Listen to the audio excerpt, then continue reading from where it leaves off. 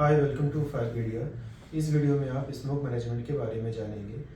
In general buildings में smoke management के लिए वेंटिलेशन सिस्टम एंड प्रेसाइजेशन सिस्टम को प्रोवाइड किया जाता है। जैसा कि आप जानते हैं कि स्मोक बाय नेचर काफ़ी टॉक्सिक होता है, डेडली होता है, और अभी तक आप जितनी भी डेथ्स फायर में हुई हैं उनका सबसे बड़ा कंट्रीब्यूटर स्मोक इनहेलेशन रहा है। तो इससे बचने के लिए बिल्डिंग में हमें स्मोक वेंटिलेशन सिस्टम की ज़रूरत पड़ेगी। In general smoke ventilation system natural ventilation type का हो सकता है या मैकेनिकल वेंटिलेशन टाइप का हो सकता है। इनके बारे में अब आप आगे आने वाली स्लाइड्स में देखेंगे। सबसे पहले हम स्टार्ट करते हैं smoke control below ground by natural ventilation system. At least 2.5% of the total floor area shall be provided in forms of vents as a grill। जब आप यहाँ पे देखोगे कि ये रोड लेवल है all around the building. First level basement में car parking है। ये जो ग्रिल इसलिए दिया गया है ताकि जब कार पार्किंग में कोई फायर हो तो वो स्मोक इन ग्रिल्स के थ्रू उस बेसमेंट से बाहर निकल जाए नेचुरली, क्योंकि इसमें आपको किसी अदर फैंस की रिक्वायरमेंट नहीं होती। अब ये 2.5% का जो फैक्टर है ये फ्लोर एरिया का है, तो आपको क्या करना है, इस 2.5% का जो भी डिराइव्ड ओपनिंग बनेगी ग्रिल्स के फॉर्म में उसको ऑल अराउंड बिल्डिंग के पेरीमीटर पे प्रोवाइड करना है। कितने डिस्टेंस पर प्रोवाइड करना है ये कोई प्रिस्क्राइब नहीं करता। ग्रिल का साइज क्या होना है मिनिमम, ये भी एनबीसी ने प्रिस्क्राइब नहीं किया, बट आपको ये इंश्योर करना है कि वो पेरीमीटर भी इवनली प्रोवाइड हो। Next is smoke control by the mechanical ventilation. इसमें दो अप्रोच हो सकते हैं। पहला अप्रोच ये है कि इंडिपेंडेंट इनटेक साफ्ट होनी चाहिए और एग्जॉस्ट साफ्ट होनी चाहिए फॉर रिस्पेक्टिव बेसमेंट। इसे इमेज के माध्यम से समझते हैं। इंडिपेंडेंट इनटेक साफ्ट मतलब एक ये वाली साफ्ट फर्स्ट बेसमेंट को जा रही है, दूसरी साफ्ट जो है वो सेकंड बेसमेंट को कैटर कर रही है। Likewise this shaft is catering upper basement and this shaft is catering up lower basement for smoke extraction. इसका अप्रोच 2 क्या है, इसमें आप देखेंगे कि कॉमन इनटेक है, मतलब एक ही साफ्ट बनी है जो दोनों बेसमेंट को कैटर करेगी for the smoke ventilation purpose and the smoke extraction पर फ्रेश एयर सप्लाई पर्पस। आप देखो ये एक इनलेट है, यहाँ पे स्मोक एक्सट्रैक्शन फैन है, यहाँ पे डैम्पर्स लगे हुए हैं, ये नीचे वाले बेसमेंट को भी सप्लाई कर रहा है, और ये एक्सट्रैक्शन है। सेम साफ्ट में अपर बेसमेंट का धुआं यहाँ से एक्सट्रैक्ट हो सकता है, उसी साफ्ट के थ्रू लोअर बेसमेंट का भी धुआं जा सकता है। इससे रिलेटेड कुछ इंपॉर्टेंट पॉइंट्स आपको ध्यान रखने हैं जो मैकेनिकल वेंटिलेशन के केस में एप्लीकेबल होता है। इनका ऑपरेशन ऑफ फ्लो क्या होगा, कब ये पंखे स्टार्ट होंगे। एज पर एनबीसी जब बेसमेंट में प्रोवाइडेड स्प्रिंकलर्स बर्स्ट होते हैं वो उनका फ्लो स्विच के द्वारा डिटेक्ट होता है, और ये फ्लो स्विच कनेक्टेड किससे होता है, ये फायर अलार्म पैनल से कनेक्टेड होता है। तो फायर अलार्म पैनल को जब वो सिग्नल मिलता है तो उसके कारण fresh air fans and smoke extraction fans auto mode पे स्टार्ट हो जाते हैं। ये एक नॉर्मल फ्लो है। अब एक्सट्रैक्शन फैन से रिलेटेड सर्टेन रिक्वायरमेंट्स आपको पता होनी चाहिए जो इंटरव्यू में पूछा जा सकता है। पहला, ये 12 airs ACPH 12 air changes per hour के लिए डिज़ाइन होना चाहिए एटलीस्ट। एंड जो फैन है स्मोक एक्सट्रैक्शन फैन, मैं फ्रेश एयर फैन की बात नहीं कर रहा हूँ, स्मोक एक्सट्रैक्शन फैंस के लिए प्रिस्क्राइब किया गया है कि उनकी फायर रेटिंग 250 डिग्री सेंटीग्रेड के लिए एटलीस्ट वो रेटेड हो, और वो ड्यूरेशन कम से कम 120 मिनट का होना चाहिए। And as far as this enclosure and room is concern, ये रूम 2 आवर रेटेड इंक्लोजर का फायर इंटीग्रिटी का होना चाहिए।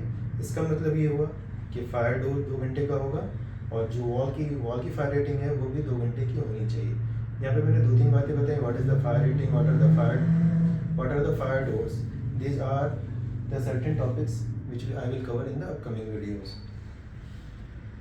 प्लस जब हम बेसमेंट की smoke extraction and ventilation system की बात करते हैं तो सप्लाई और एक्सट्रैक्शन फैन के बीच का जो डिस्टेंस है वो एटलीस्ट 5 मीटर मेंटेन करना है H/2 कोड। इसका रीज़न क्या है कि अगर आपने यहाँ से फ्रेश सप्लाई कर रहे हो और इस ये फैन एक्सट्रैक्ट कर रहा है, तो अगर आपने इसे क्लोज रखा तो ये वापस आएगा और इधर से सर्कुलेट हो जाएगा, तो जिसके कारण पूरा का पूरा लुक में शॉर्ट सर्किट हो सकता है। इट मीन्स कि धुआं आप एक तरफ से निकाल रहे हो और वापस उसी को बेसमेंट में फेंकोगे, तो इससे आपका स्मोक मैनेजमेंट पे अचीव हो नहीं पाएगा, इसलिए ये डिस्टेंस प्रिस्क्राइब करा गया है। कुछ चीज़ें यहाँ जो ध्यान देनी है कि कॉमन एरिया का स्मोक एक्सट्रैक्शन सिस्टम और एग्जिट एक्सेस कॉरिडोर और कार पार्किंग के लिए प्रोवाइडेड स्मोक एक्सट्रैक्शन सिस्टम, ये आपस में इंटरलिंक नहीं होने चाहिए। लाइकवाइज मैकेनिकल एरिया और यूटिलिटी रूम का एक्सट्रैक्शन सिस्टम डेडिकेटेड होगा और ये कार पार्किंग वाले एक्सट्रैक्शन सिस्टम से किसी भी कंडीशन में इंटरलिंक नहीं हो सकता। इसका रीज़न क्या होता है कि इससे आप उसकी सेग्रीगेशन भी कर सकते हो और इससे उसकी जोनिंग को भी आप मेंटेन कर सकते हो।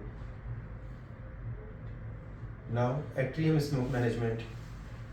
जैसा आपको पता है कि एट्रियम के टाइप स्ट्रक्चर आजकल काफ़ी ज़्यादा मॉडर्न बिल्डिंग्स में पाया जाता है। अगर किसी फ्लोर पे फायर होती है तो वो एट्रियम में की सीलिंग पे प्रोवाइडेड स्मोक एक्सट्रैक्शन फैन के थ्रू बाहर हो जाता है। इनका भी ऑपरेशन फ्लो वैसा ही रहेगा, ये डिटेक्शन सिस्टम के थ्रू भी काम कर सकते हैं। Now what is the pressurization system and why it is required. आपने एक्सट्रैक्शन एंड वेंटिलेशन सिस्टम ये देखा कि हम धुएं को बाहर निकाल रहे हैं बिल्डिंग से, but in case of pressurization system जब भी कोई फायर होने के कारण धुआं और फायर, पहले तो धुआं अगर स्टेयर के अंदर आ जाए, दरवाज़ा खुला और अंदर आ जाता है, इन दैट केस वो स्टेयर यूज करने के लायक नहीं रहेगी। तो क्या करना होता है, हम वहाँ पे एक ऐसा प्रेशराइजेशन डिफरेंस इस्टेब्लिश करते हैं through the provision of pressurization fans, जो बिल्डिंग की छत पे भी हो सकते हैं या वो ग्राउंड फ्लोर पे भी फैन प्रोवाइडेड होते हैं। ऑब्जेक्टिव ये होता है कि आप स्टेयर केस के अंदर के प्रेशर को सराउंडिंग के प्रेशर से थोड़ा ज़्यादा बढ़ा के रखें ताकि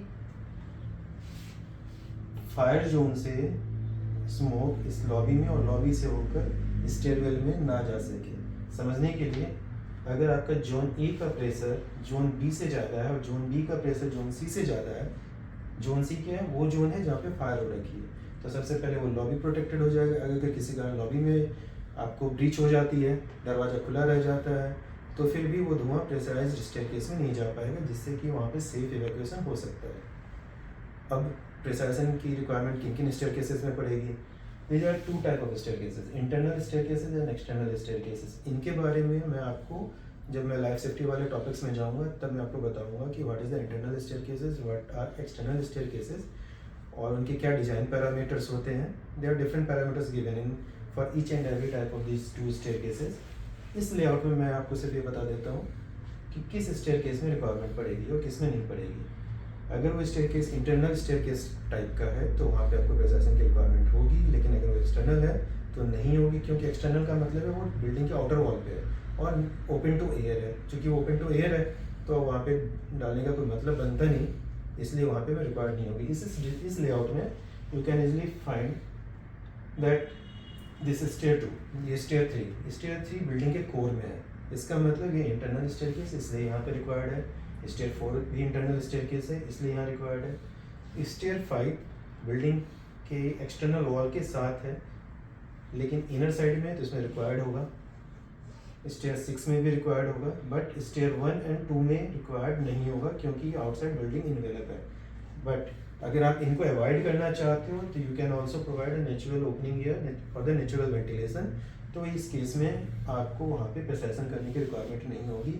तो जब हम नेचुरल वेंटिलेशन की बात करते हैं तो नेचुरल वेंटिलेशन के लिए लैंडिंग पे एटलीस्ट 0.5 स्क्वायर मीटर एरिया का ओपनिंग प्रोवाइड करना पड़ेगा। अब प्रेशराइजेशन लेवल के बारे में जान लेते हैं। ये 0 pascal is not a 0 pascal, actually भी जो एम्बिएंट प्रेशर है उसको फॉर रेफरेंस हमने 0 पास्कल पे रखना है, मान लिया जाता है। फिर देखते हैं कि लिफ्ट लॉबी में आपका जो जिस फ्लोर पे वो लिफ्ट लॉबी है उसके मुकाबले 25 से 30 पास्कल ज़्यादा प्रेशर मेंटेन करना होगा, और स्टेयर केस में इस लिफ्ट लॉबी से 50 पास्कल ज़्यादा मेंटेन करना पड़ेगा। इसको एक बार ढंग से देखते हैं। अगर कोई लिफ्ट लॉबी नहीं है उस केस में क्या होगा, स्टेयर केस में 50 पास्कल, बट अगर लिफ्ट लॉबी है तो भी स्टेयर केस में 50 पास्कल। एक यहाँ पे ट्रिकी सिचुएशन आएगी कि जब आपके पास लिफ्ट लॉबी भी है और आपके पास प्रेशराइज्ड स्टेयर केस भी है, तो in that case what will be the actual pressure differential from the this office floor और resident floor area to staircase. तो यहाँ पे आप ये ध्यान से देखें, अगर यहाँ पे 0 पास्कल प्रेशर है और आपने 25-30 रखा है, यहाँ पे इससे ज़्यादा उससे 50 पास्कल यहाँ, तो इन डायरेक्ट वे यहाँ पे जो रीडिंग आएगी इसके मुकाबले वो 80 पास्कल 75 से 80 पास्कल तक ज़्यादा हो सकती है और होनी ही चाहिए। अब एक इस इमेज में आप देख रहे होंगे ये इंडिविजुअल दरवाजे को पुश कर रहा है। ये क्या है, कोर्ट ने ये तो कहा कि मिनिमम प्रेशर कितना होना चाहिए, मतलब minimum actual pressure is 50 pascal. Court ने प्रिस्क्राइब नहीं कर रखा है कि 50 पास्कल से कितना ज़्यादा हो सकता है। तो कोर्ट ने एक कट ऑफ लिमिट दी है सिस्टम डिजाइनर्स के लिए कि जब कभी भी आप ये सिस्टम डिज़ाइन करो, इस बात का ध्यान रखो कि डोर ओपनिंग फोर्स 133 न्यूटन से ज़्यादा नहीं होना चाहिए। अब प्रेसाइसन एंड उससे रिलेटेड इंटरफेस के बारे में जान लेते हैं। जैसा थोड़ी देर पहले हमने स्मोक वेंटिलेशन से रिलेटेड इंटरफेस देखा था, what will be the operation flow. अब हम प्रेसाइसन के बारे में जान लेते हैं। जब फायर अलार्म आ जाएगा, वो FSCP पे नोटिफाई होता है, तो उसके कारण इंटीग्रेटेड प्रेसाइसन सिस्टम, मल्टीपल फैंस हो सकते हैं, 2 फैन हो सकते हैं, 2 से ज़्यादा फैंस हो सकते हैं, वो ऑटो स्टार्ट हो जाएंगे और उस फ्लोर को कैटर करने वाले जितने भी, और उस बिल्डिंग में कैटर करने वाले जितने भी HVAC सिस्टम है, HUs हैं, उनकी एयर सप्लाई बंद हो जाएगी, उनका एयर सर्कुलेशन भी बंद हो जाएगी, मतलब रिलेवेंट डक्ट में प्रोवाइडेड डायपर्स ट्रिप हो जाएंगे। एयर सप्लाई बंद होने का मतलब उसका HU का मोटर बंद हो जाएगा। इसे हम ट्रिपिंग भी कहते हैं, फायर अलार्म पे वो ट्रिप हो जाएंगे। जब वो ट्रिप भी हो जाएंगे, जब प्रेसाइसन फैन ऑन हो गया तो साथ साथ अगर एग्जॉस्ट फैन प्रोवाइडेड है तो वो भी ऑटो स्टार्ट हो जाएगा। लेकिन एक चीज़ आप इस हमेशा याद रखेंगे, जैसे पहले हमने 5 मीटर डिस्टेंस की बात करी थी for the ventilation system, pressurization के केस में ये एटलीस्ट 4 मीटर का डिस्टेंस प्रिस्क्राइब है from the inlet point of pressurization system और nearby any exhaust outlet. ये अभी जो कुछ मैंने बताया स्मोक मैनेजमेंट सिस्टम के बारे में काफ़ी ब्रीफ कंसाइज इन्फॉर्मेशन थी। इसमें कई सारे इंटरव्यू के लिए छुपे हुए सवाल थे जो अक्सर इंटरव्यू में पूछे जाते हैं। अगर आपको ये वीडियो अच्छा लगा, please like and subscribe this channel and share with your friends. Thank you very much. जय हिंद।